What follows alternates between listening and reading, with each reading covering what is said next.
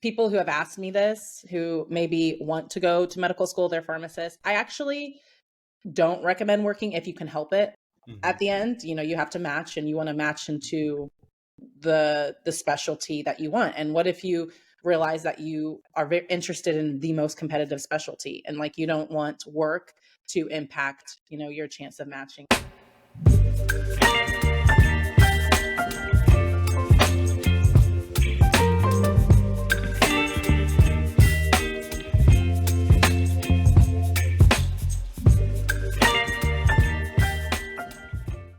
Welcome to the Physician Pharmacist Podcast, a show designed to shed some light on a very unusual pathway into medicine.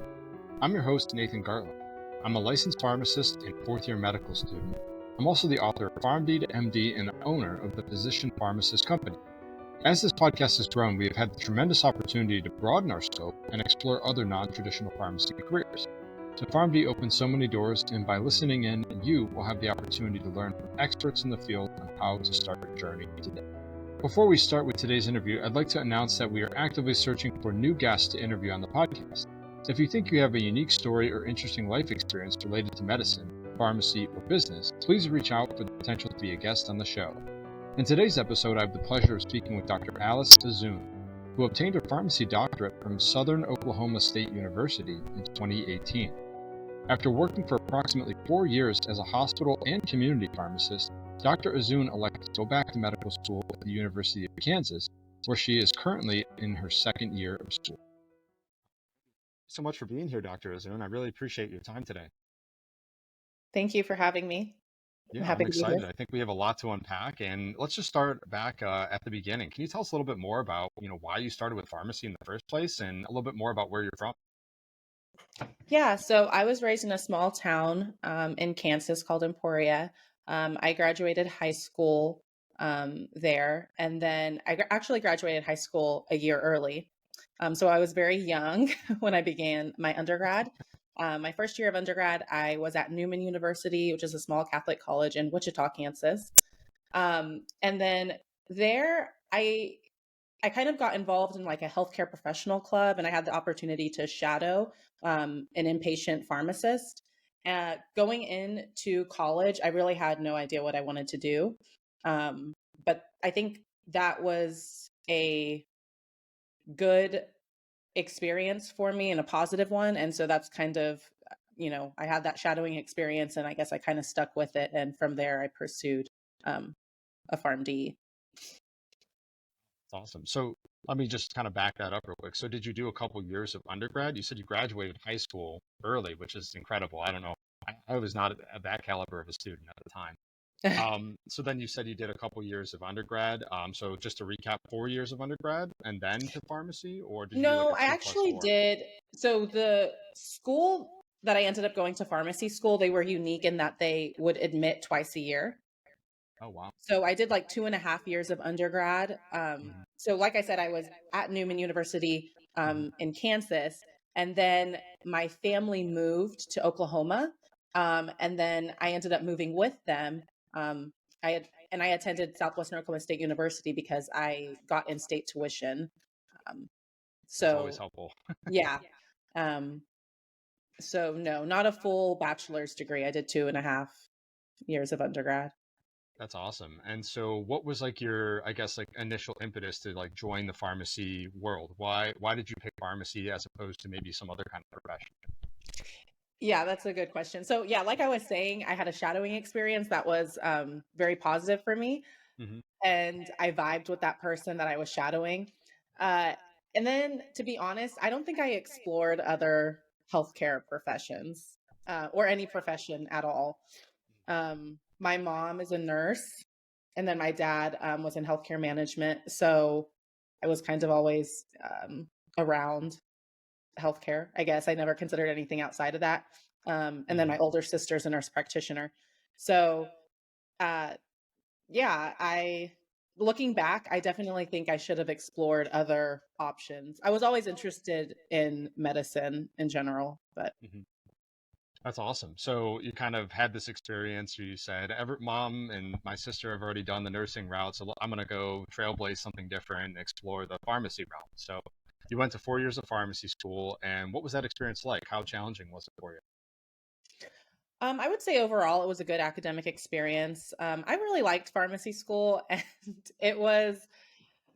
Um, I was always a pretty good student, and I didn't have to. I mean, I did have to study, but not to the same caliber that I study now to be successful. Um, so I know it's different for everyone, but I would say, like, as far as difficulty, pharmacy was like middle of the road for me. For my in my program anyway, I wasn't like super stressed or anything. Um, and I feel like I had time to do extracurriculars and things like that. So yeah, pretty positive experience overall. So you're progressing through pharmacy, and you're obviously enjoying the content. You weren't too stressed at the time. What at that point, I guess, were you thinking about doing with your pharmacy degree? Were you interested in pursuing like a residency or a fellowship, or were you thinking more just a community route? So I was interested. So before APPEs, I was interested in pursuing a residency. I really liked internal medicine Hmm. or general medicine. But then my first rotation, my fourth year, I was in a hospital with my preceptor, and we would round with like the hospitalist service. And I pretty much knew, um, shortly after that rotation that I was going to pursue medical school, because that was really my first exposure to like the physician patient relationship. Because, like I said, we would round with the hospitalist service, and I would see the physicians interact with the patients, and I realized like that was more of a fit for me as opposed to pharmacy. I mean, I think pharmacists are very underutilized. I mean, in 2023, the profession is growing, but um, at the end of the day, it's what a pharmacist do. They're great consultants and things like that, but I saw myself working with the patients more directly, if that makes sense. Absolutely. Yeah, I think a lot of students kind of have this epiphany while working in like an academic center, like doing, your API rotations, and they see this dynamic where you're working with the physician and the team and the patient's hands-on, and that is I think a big deal breaker for for some people who are interested in pursuing medicine or pharmacy, because they kind of come to this dichotomy where what kind of pathway do I want to choose? Do I want to go down the clinical pharmacy route? Do I just not want to work in the hospital at all? And that kind of takes down the community pathway. Or alternatively, I don't like how this interaction kind of plays out, and I want to kind of use my pharmacy knowledge to the next level. So that's obviously the consideration of going on to medical. So I love that. So you had this initial experience, but when did you, I guess, like, did you go and pursue medicine immediately after this, or did you kind of sit on it for a little while? No, I sat on it for a little while. I finished up my fourth year, took my boards, passed, started working in a small town, like I think I mentioned, in Oklahoma. And then about a year and a half after graduating, I started studying like slowly for the MCAT. Um, so this would have been I graduated. So maybe like end of 2019. And then I registered for a course. Um, and yeah, it was really hard because I was working full time. I was working a full time job and a part time job and then studying for the MCAT, which was not smart. I actually don't recommend that. So I ended up having to take the MCAT twice. The first time I took the MCAT, it was it was in the COVID era, so I took like the abridged version, and then the retake was the full 8-hour test or whatever. So how did you even manage all of this stuff, and what places were you at? Yeah, it was pretty hard. So I was working full time at a small regional hospital and then part time retail pharmacy.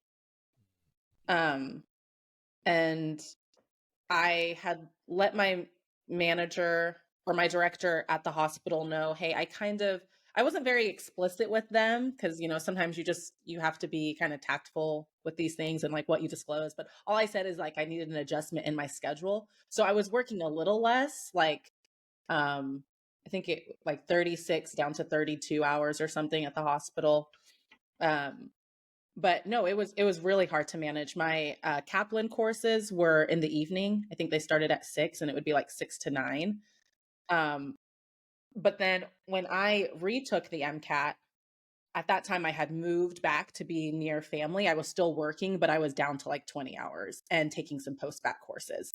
Um, the post-bac courses, you would think like, oh, that's even, even harder. Now you've enrolled in school and stuff. But in a way, I was also studying for the MCAT with those courses. I did like 20 hours of like post-bac coursework. Um, and so it was much easier the second time I took the MCAT, and I was more successful. Yeah, there's so much to unpack right there. I think like you're 100% right, where you have to be tactful with how you kind of address some of these things, especially for individuals who are still in pharmacy school. Once you get out, you have obviously an employer and obligations, so that's like a whole different level of kind of commitment. But when you're in school still too, that's something that I come across a lot where you kind of have to be careful of what you're saying and who you're saying it to, especially when you're on Mhm, your appy rotations. So that's something to be mindful of. I think a lot of everyone I've had experiences with has good experiences kind of finding the right people to kind of mentor them through that. But it must have been, I think, even more difficult as someone who had graduated already, kind of lost that protective net around you that mhm, faculty kind of serve in your education process. And now you're kind of navigating this all by yourself while in charge of a pharmacy, managing technicians, doing all these different responsibilities. On top of now, I have to go out and figure out what even is this MCAT? How do I even apply to medical school? So I can understand the challenges you definitely face there. And so you were working like 60 hours a week at baseline right there in the beginning, and then going to mhm. courses in the evenings to do this MCAT prep. So what kind? Can you tell us a little bit more about like the course you took and like what the structure of it? Was it 10 weeks, 20 weeks, or was it kind of like more of a self-paced course? As far as the MCAT prep, Yep. ooh, it's the one that Kaplan offers. I cannot remember how many weeks it was. I mean, it was Hmm. over a month, I believe. Okay. Um, and it was kind of a mixture, like you are in charge of getting up to speed with the content and stuff like that, and then doing your practice exams and questions and whatnot. But like I said, it was like I think it was every other day during the week. And we would meet like 6 to 9 with the instructor. It was really hard because it was online, That's and a lot. there were several other students. It for me, when I look back, it was not beneficial because the second time I took the MCAT, I did my own questions, without any formal test prep, and I did much better. So I think that, I don't know. I don't know if those courses are always necessary. I think if you're someone who maybe lacks discipline and you just want someone to tell you what to do, it's helpful. But as far as like success on the exam itself, I don't know how you might have a different experience with them, but I don't know how truly helpful it is to like getting up to speed with content and just, doing well. Absolutely. I think like every person has to kind of individualize their experience. I'm someone who kind of lacked the discipline, especially while I was still in pharmacy school. So I didn't use the course the first time around, did terrible on my MCAT, and then used the course the second time around. And this was the self-paced. I didn't go to any like classes or anything like Oh, that. It was okay. like kind of the bare bones model where I just kind of had like all the resources on my laptop and I could just pull up, the tabs and watch videos. Gotcha. Too crazy, but I had a good experience with that. But also, I was not very disciplined, so I Yeah. think that was something that was beneficial for me. So I think everyone needs to kind of individualize it, and it's going to be best for that.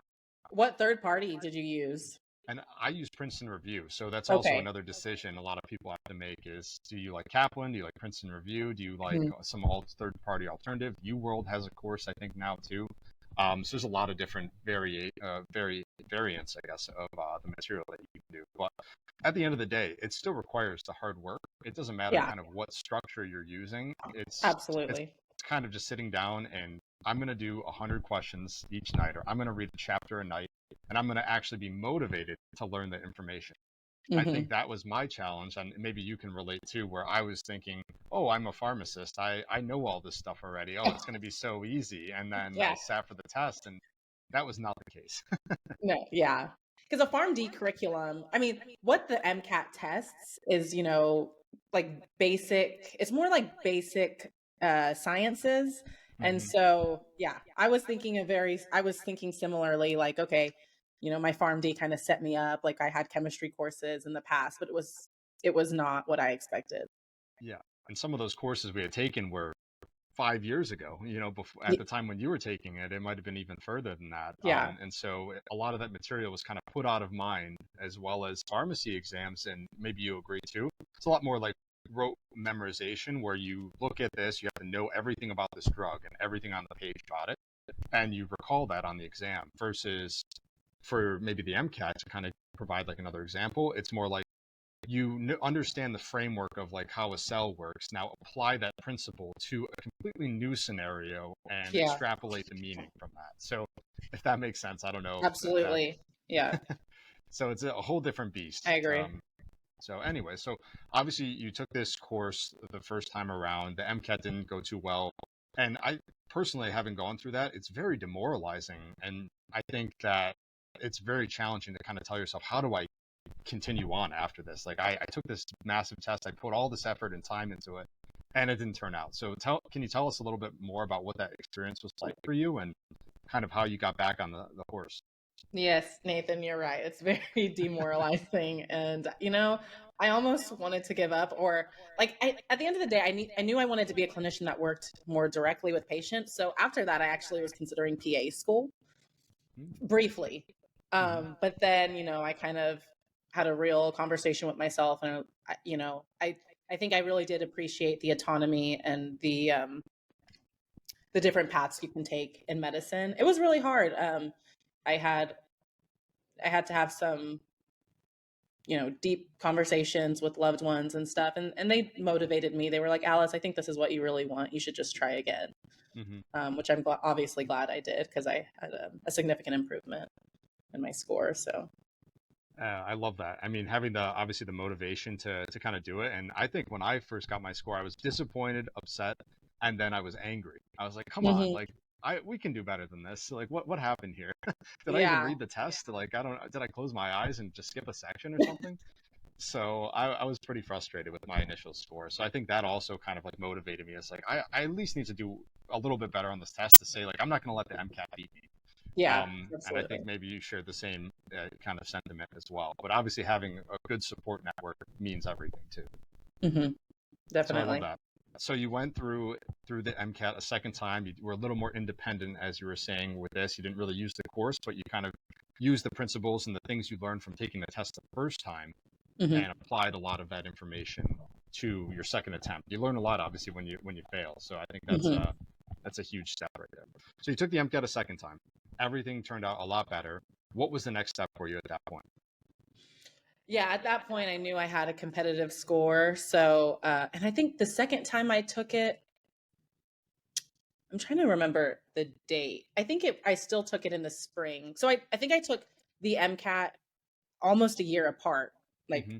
the spring of 2020, where I think they had the abbreviated version, and then the spring of 2021, when it was back to normal, back in March. So at that point, I knew I was competitive to apply, and the application cycle was coming up, I believe.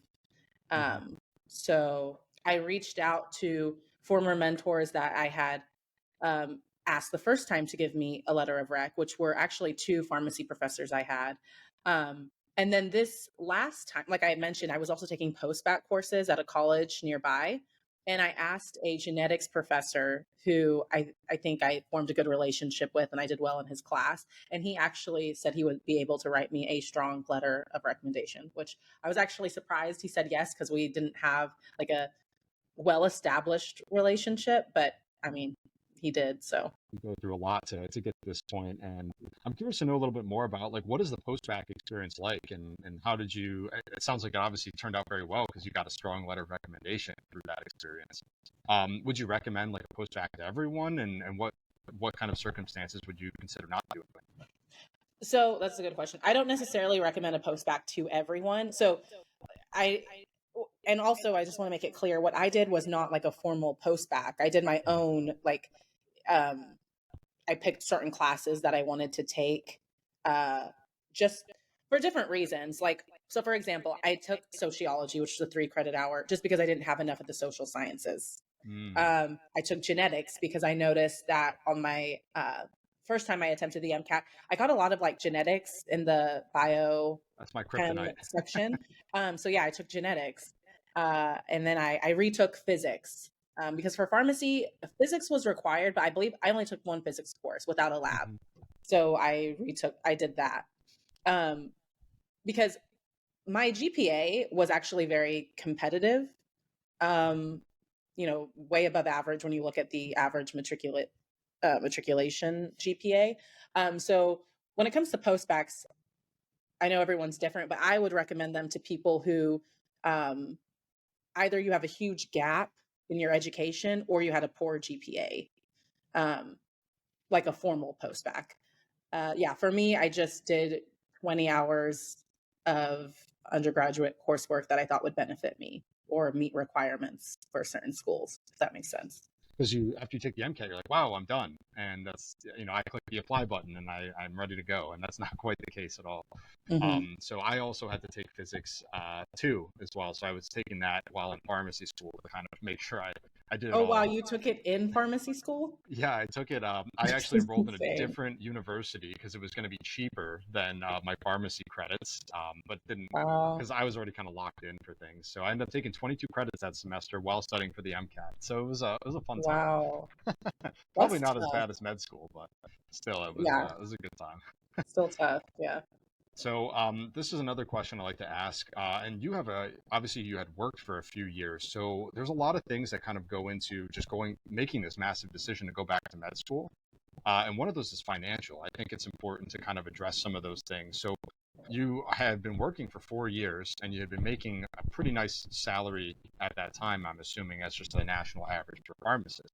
So, like, what kind of planning did you put in place to kind of account for the fact that you're going to now be working as a full time medical student and not as a pharmacist? It's a huge decision to make. Luckily, I didn't have that many loans from pharmacy school. So I was starting off my medical career, or yeah, like my journey in medical school debt free from my PharmD degree. But I also lived very frugally. Like I mentioned, I pretty much knew my last year of pharmacy school that I wanted to go to medical school. So once I started working, I didn't spend that much money. I had a really cheap apartment for like less Nice. than $600 a month. And yeah, like most of my paychecks from the two jobs I was working, I was saving, Hmm. with the hopes of going back to medical school. Um, That's the cheat code. That's yeah, awesome. I was really fortunate, Hmm. like to have the financial confidence to do that. And, but it has been hard. Like here in Kansas City, I actually have a home. And so, I pay a mortgage, things break down. Recently, my furnace broke. And so it's very expensive. Uh, yeah. And I honestly, I do work weekends as well. Hmm. So it is very hard. And I don't know if this is what I recommend for everyone. But I think with my personality, I'm pretty motivated, I would say. That's fantastic. And so you also said that you've been working too. And that's another big question people ask me all the time is, will I have time to work in medical school as a pharmacist? And I've always told them like, yes, you found time in pharmacy school to work as an intern or do other things and extracurriculars. So you have the same opportunities in medicine. So what has that been like for you, working on the side while in medical school? So I'm gonna be honest, for me, Nathan, it's been pretty tough. I actually People who have asked me this, who maybe want to go to medical school, they're pharmacists. I actually don't recommend working if you can help it. Like I mentioned, I have a house and stuff. I have a mortgage, so it's a little different for me. But if you don't have those binding things, or if you have a family, I understand. Hmm. But if you don't have those things that bind you, I actually recommend against it, because at the end of the day, like you're trying to be as successful as possible, and medical school is a little different than pharmacy school. Like you at the end of the day, you're getting a degree to get a job. Hmm. At the end, you have to match, and you want to match into the specialty that you want. And what if you realize that you are very interested in the most competitive specialty, and like you don't want work to impact your chance of matching? Luckily, it's been fine for me. I've been able to do well on all my classroom exams and things like that, but step is coming up. And so I don't know. And I would love to hear from you, like how it was for you, because you're a little further in your medical school career than I am. But, I don't know if I can necessarily work during dedicated and things like that. So um, it just depends. If you have to work, or if you want the extra, money, that's fine. But like I would say like don't feel obligated to work just because you have a pharmacy degree or a pharmacy license. You know, if you want to focus more on school, that's fine. Yeah, I think there's a lot of great points that you were kind of discussing right there. And you brought up the importance of obviously your number one priority at this point is to get through medical school and to be competitive for residency. And it's the dichotomy between pharmacy school and medical school is that at the end of the day, like if you were a pharmacist, you're going to pharmacy school, you can graduate and you don't need a residency to Hmm. practice. Hmm. As an alternative for medicine, you need that residency or you will not be practicing. Now, there obviously are some subsets where you can go into consulting, but that's a Sure. very, very small subset of people. And that's usually elective. It's not necessarily someone who's didn't match and then goes into that. Right. So, not getting into the weeds on that. So I think you're 100% right. As someone who has worked, and I worked a lot in med school, especially the Oh, first 2 years, I worked around 18 hours a week or so, oh and God. it was quite Yeah. a bit. Granted, I was also working in the middle of COVID, so I think a lot of things in my curriculum kind of adapted to COVID, where they cut more classes, they made things more user friendly and online setting. So it made it a lot more, I guess, easy for me to kind of go to the pharmacy, provide some vaccines for 6 hours, and then come back. Yeah. It was a lot more flexible at the time. So I think there's also it can be challenging, especially, and you could probably relate to this, like coordinating your schedule. I've had times Yes. where I've forgotten I had a Mm. shift and I was like, oh my goodness, like Yes. I'm in the wrong city right now and I have to drive back. Yes. So, everyone's been super wonderful and flexible that I've worked with. So they understand like there's a lot going on, but That's there are good. times where I've definitely struggled to kind of coordinate and figure out like where I need to be and what I need to be doing. And I'm Yes. sure I'd like to hear what you think. It's also, I think, tough to switch the mindset of being a pharmacist and in charge and verifying prescriptions and doing your job, and then switching, and now the next 20 minutes, or you go home that night and you're a student again, you have 15 chapters to read. So I think that's a weird kind of experience. I don't know how I else to describe it. Yes, absolutely. Like I couldn't agree more. It's so and then at the end of the day, like I almost feel like I'm middle of the road at best at both things because it's Hmm. like you mentioned, it's like you're at the workplace where you're leading a team, technicians, interns, whatever. Then you go home and you're a student and you're maybe emailing a faculty member about a question you have on a PowerPoint or something like that. Like Yep. it's just it's just such a weird balance. Yeah, at the end of the day I just kind of feel like I'm half-assing both. I don't know if you've ever felt that way, but At sometimes certainly where or I'll have like a slow moment and I pull up U World and I'm doing questions in the pharmacies and people are like, "What are you doing?" yeah. So it's definitely kind of an interesting experience nonetheless. But at the end of the day, I think it needs to be individualized. If you have financial commitments, that's something you got to do. Mhm. Alternatively, I think another question that comes up is, does this make you more competitive on the application trail? So that's something that I've actually asked a bunch of residency program directors over time. So granted, I am applying into one particular specialty. There are other specialties; it doesn't necessarily apply to all of them. So what I've been told is that a lot of people appreciate individuals who have work experience. Sometimes there's medical students that come through who've never even held a job before. So that's something that I think that you can highlight on your application that kind of adds a unique factor where, oh, I work in medical school. People are very impressed when they hear about that because no one works in medical school. You're probably the only person outside of maybe a couple of people who pick up like babysitter shifts or work or bartend or something. So that's something I think that can help bolster your application. Just another kind of line on your application. Say, I worked throughout the first 2 years of medical school. Now, it doesn't necessarily have to mean that you have to kill yourself over it either. So maybe picking up a shift here or there, and maybe not working every other weekend for 2 years. Um, so what they've told me is that that definitely helps you, but it doesn't necessarily define you, or it doesn't, kind of solidify the case. And that's what I've come to know is like it's helped me. I've made some additional money, which has been great to help with the financing and doing all that stuff. But at the same time, if I guess I had regrets and I could go back, I think I would have worked a little bit less and focused a little more on research experiences or other things that kind of I kind of hit the check mark already for what I needed to do for kind of working experience. I did enough work. Now I should have probably shifted over instead of doing all this work and done more, less research at the time. So just kind of my 2 cents in the experience. But I think it, like you were kind of saying, it kind of needs to be individualized to what your needs. So anyway, so kind of transitioning to the next segment, you obviously got into medical school. It's very, very exciting. What has your first year and I guess into your second year now been like so far? Yeah, so we have kind of an integrated curriculum, but we have blocks. We have flipped classrooms, regular lectures, and then we have like small group meetings. So in pharmacy school, it was, at least the program I attended, it was primarily lectures, and they weren't every day. And so in medical school, there's something going on pretty much every day, whether it's a CBCL, a PBL, lectures, or like clinical skills. Um, so it's just the time commitment is a lot more, as you know, and the material is a lot more dense. Not necessarily more conceptually difficult, but just so much like magnitudes higher compared to pharmacy school.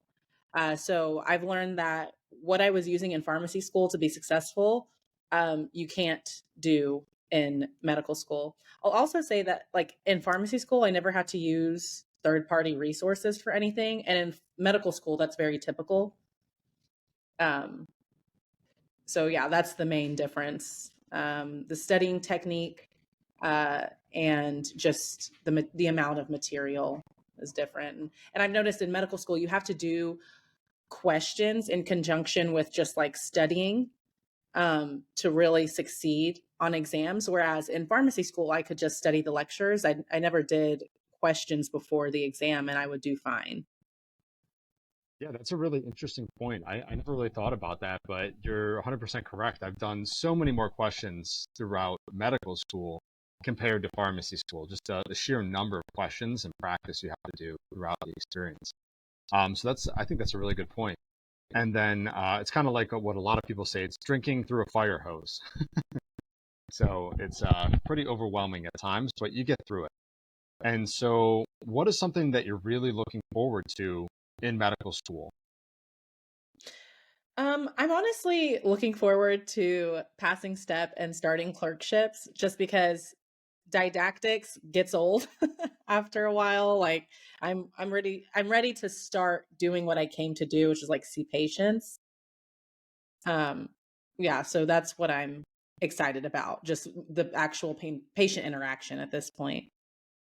Yeah, that's a really good point. It definitely gets old, and you're very kind of tired, especially after doing 4 years of pharmacy school in the classroom setting, and then you transition, get out for a little while, work for a few years, and then all of a sudden you're back in the classroom again, and you're just thinking to yourself, "What happened? How am I here?"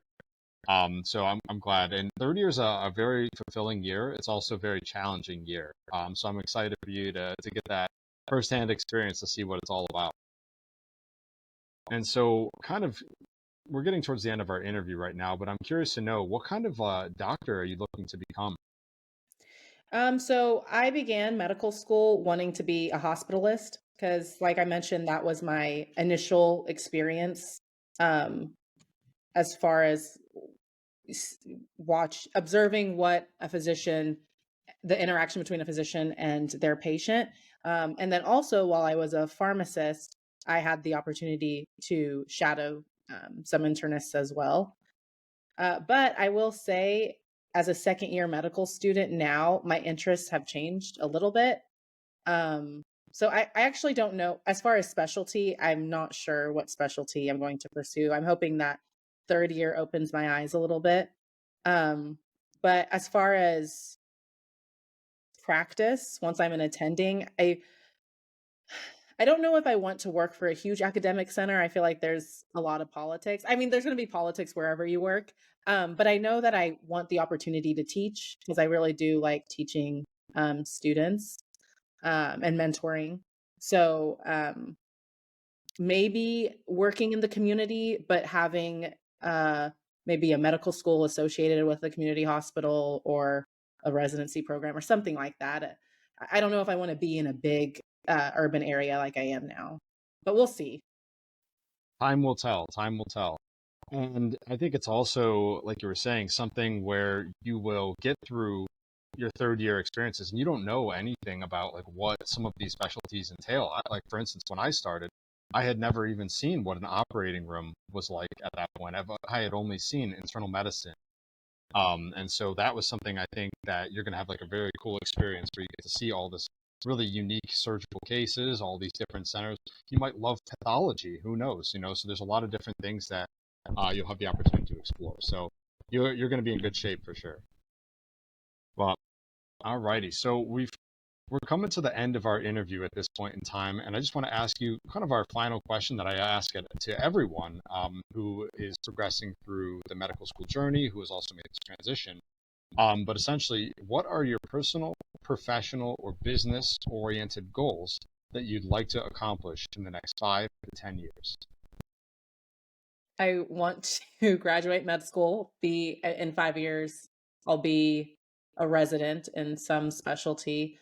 Um, ultimately, just like everybody else, I do want financial independence. I don't want to be bound by debt.